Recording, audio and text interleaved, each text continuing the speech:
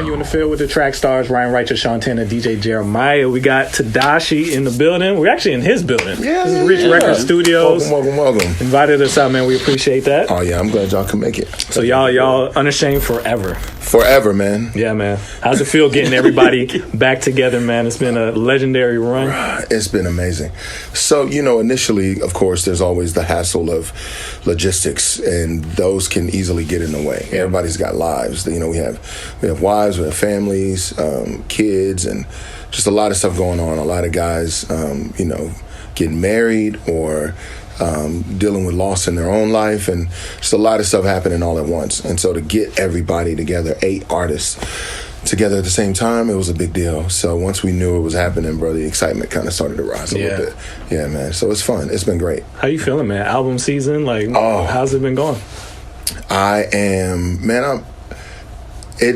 I'm floored, bro. Okay. Like, no lie, I'm floored by how everybody's responded to the music, man. It's been very encouraging to see the majority of the responses being,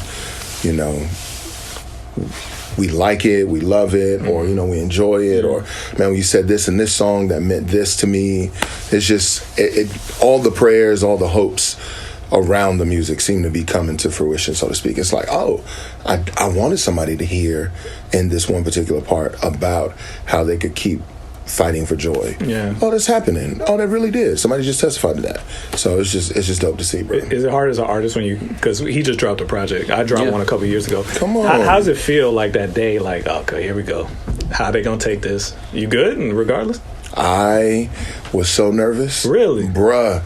So I hadn't had an album, like a full length, out in 5 years. Okay. And so for me, I know my heart, I know my life, I know what I've tried to center it around message-wise, and for the most part, whether it's through accountability and different people or my own thoughts, I'm fighting for a biblical narrative, biblical message and perspective.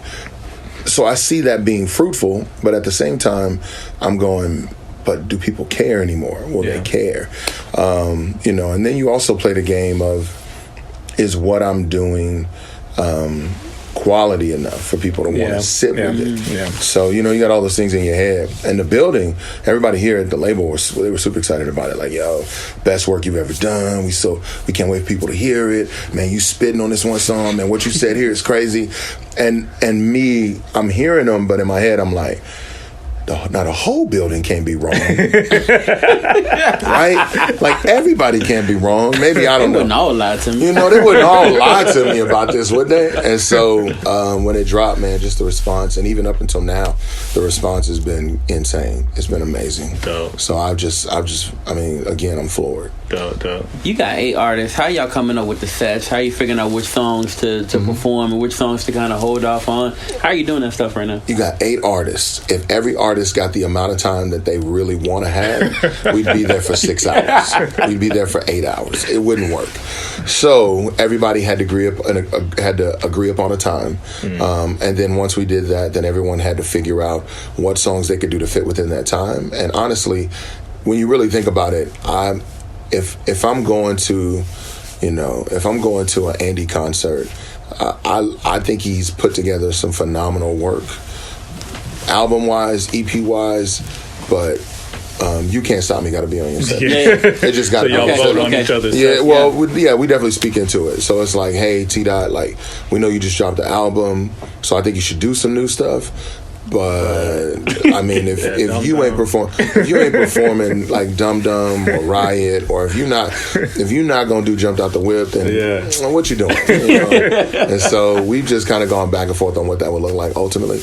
But it's definitely been fun because some guys have, like, Tripoli is wired to be creative to the core. So some songs that we are like, why aren't you doing this song? He's like, it just don't fit my aesthetic. I'm like, okay. You said aesthetic, so clearly. He did, that was his words. He was like, it's already aesthetic. And I was like, all right, so clearly you already got a plan that we're not going to be able to touch. So, but it's been good. That's dope. So the chemistry just came back. There's no having to figure everybody out again, right? Because everybody's been moving around. Right. I think different people may have different answers. For me, I felt like it just came back. Like the only person people who I'm probably not seeing often are KB and Andy, and you know, there's text. We're in a group text, and we know what people are doing per se. But ultimately, Few, RG, Cray, and Trip up until recently all lived in Atlanta. Right. Yeah. So it was easy to see them, get to, like hang with their family, get time, and just kind of know where they are. So it was like clockwork, especially for the like RG and Few, like the newer guys. Yeah. Like Gawvi even lived in Atlanta for a while. So Gawvi was another one. He just recently moved. So, you know, having everybody here when I moved here was super helpful. But even for the new guys, like they live in the city. So I saw them all while I'm working on my album. I saw them here.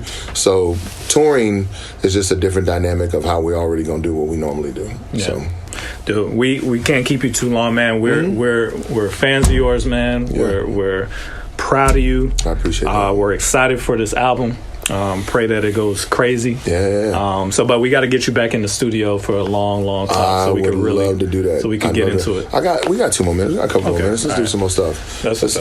We got a couple more minutes. Let's do something else. So tell me, forget that. Tell me off the album, what do you most like? Like, because you know, like I write too, so there's always like something I said or a song that like means a lot to me, but it may not be the single. And I'm like, you're always kind of like, I wonder if they gonna like this too. You know, is there something like special to you? Yeah. So there's 2 that come to mind. The first one is the one with Crowder. It's called Home. I love Home was a record that Ace found, A&R. He found the record, and I heard the chorus, and as soon as I heard it, I was like, Crowder should sing this. I love Crowder. Yeah, bro. So I was like, we gonna get him on this. We gonna make that happen. Once we got him on it, it was a given. Like, I gotta kill it. I gotta go. And I really, honestly, that was probably the longest song it took me a week and a half to write that. Because every time I went back, I was like, no, I want this word to rhyme with this word, or I want this picture to be painted here, or I want this emotion here. And then just to be able to communicate, like one line says, this world is death, you gave me breath, told me I'm blessed. I tried my best, Lord, I confess, I need your help.